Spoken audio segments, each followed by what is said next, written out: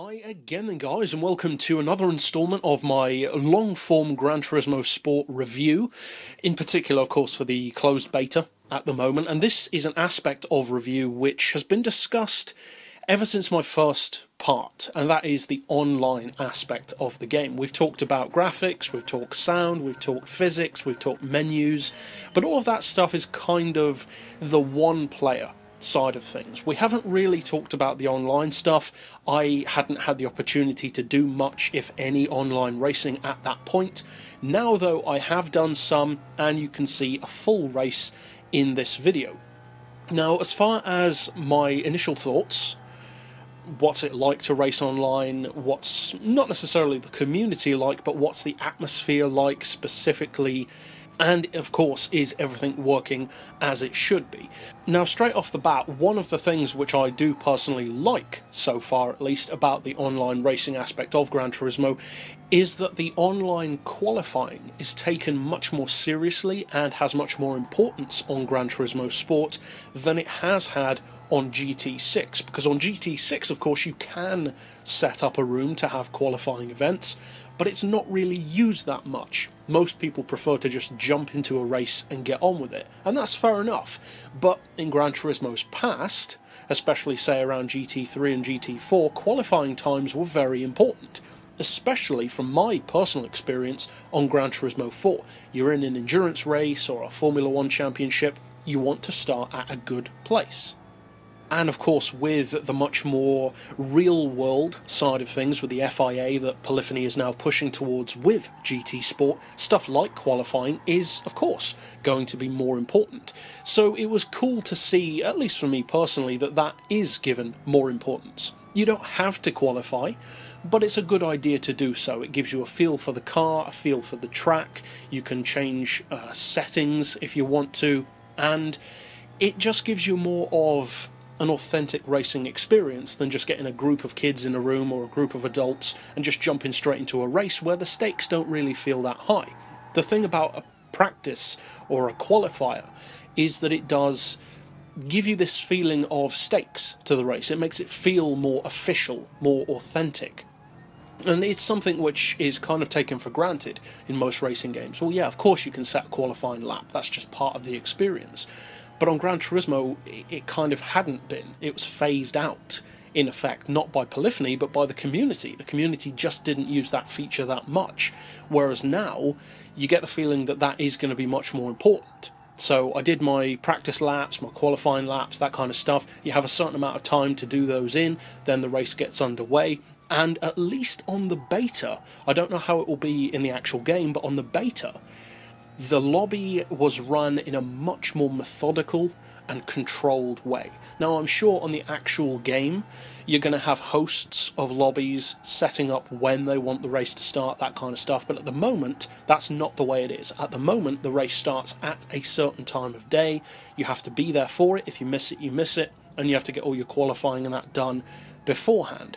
That's a good way of doing it, it's understandable, they've got to keep some order to it, and that way of doing things, although it may not end up on the actual game, made, I don't know, the kind of quality of driving feel better.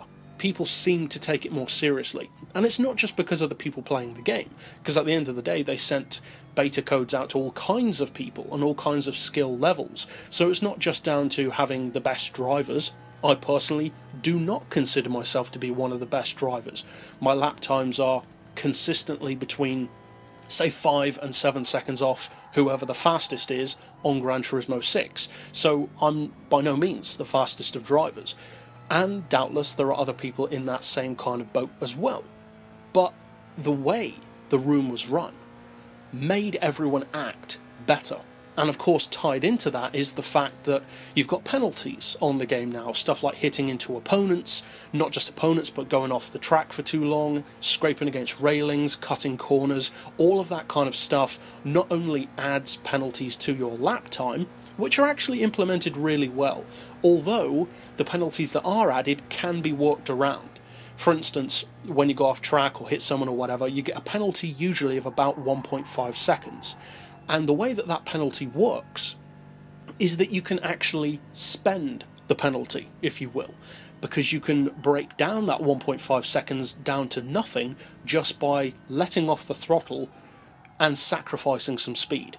For instance, you're driving on a straight, you let off the throttle, and the timer will go down from 1.5 seconds down to 0 if you stop accelerating for long enough. Now, if you do it in the middle of a corner, it doesn't count, because the game knows that you would be slowing down there anyway. So it is smart to some degree, but you can still kind of play the system and slow down in places where it doesn't really matter, or just give it maybe 90% throttle, and it kind of has the same effect. So it's not completely foolproof in that way, but it's cool to see that they're implementing stuff like that. It will certainly eliminate, at least for the most part, people who just use other people's cars as buffers, especially when it comes to braking.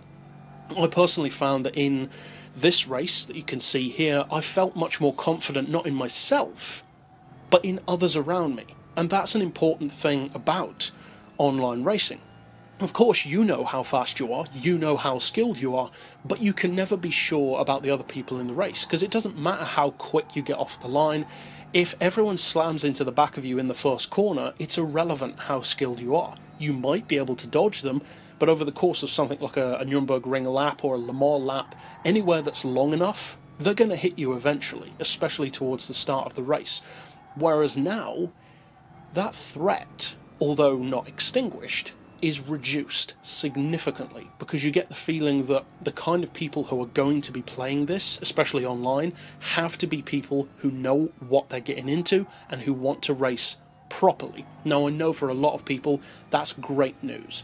And it doesn't necessarily eliminate lobbies which are just for dirty racing fun, but it means that those people who go into those lobbies will kind of have that heads up to know what they're getting themselves into. So overall, I like that aspect of things. I have heard some feedback from other people saying that the penalty system isn't always 100% accurate. For instance, if someone forces you off the track, it may give you a penalty as well anyway, and that's fair enough. But obviously there's only so far AI can go. You'd have to actually have real people watching those races and attributing penalties to whoever needs it. And those penalties, incidentally, do contribute towards your overall driver ranking, be it, I believe, A through E, and also a specific driver score, which is related to that driver ranking. And the online aspect of racing does seem to affect that driver ranking a lot more than, say, practice laps or just driving on your own. And that's good, because it's a more realistic scenario, because otherwise you could just have someone who drives perfectly while they're offline, deliberately to get their score higher, but then when they're online, they just turn into a complete douche. So you don't want that to happen. And the changes that they're making, the changes that they're implementing are, as I said, not solving the issue, but definitely moving in the right direction. Now, as far as how smooth the online racing is, I found it to be mostly good. It is buggy here and there. You do occasionally get the flying car or the floating car, which is disappointing, admittedly, but most racing games do still have that. Not necessarily all the time, of course it varies, but you expect stuff like that, and as I said, that's one of the reasons why they're running the beta, to try and iron out those problems as much as possible. And on GT6, the online stuff as far as that connectivity goes was a bit hit and miss. Sometimes it would be great, then we get a new update, and the update almost felt like it ruined things. Online would start to get buggy again, then they'd release another update to fix it, but then after a few weeks it would start getting bad again, so hopefully that won't happen with GT Sport. Realistically, we can't expect the quality of online stuff to go from, say, I would say 50-50 or 50% for GT6 to 100% perfect on GT Sport. That's just not realistic. But what we can expect, and justifiably so as a community, is an improvement. And at least from my personal experience so far, there definitely has been an improvement. Of course, though, the strain on the servers of a beta are no way near the same as an online race. So, in the broad scheme of things, we'll have to wait and see, but those are my initial thoughts on the online aspects of the game, and I will also be putting out some other reviews based on different aspects of the game, similar to the ones which we've already done, but touching on different things like newer cars, newer tracks, that kind of stuff. So, of course, you could stick around on the channel over coming days and weeks for that, or, of course, you can check out other aspects which we've already covered by clicking through at the end of this video. But for now, as always, thanks for watching.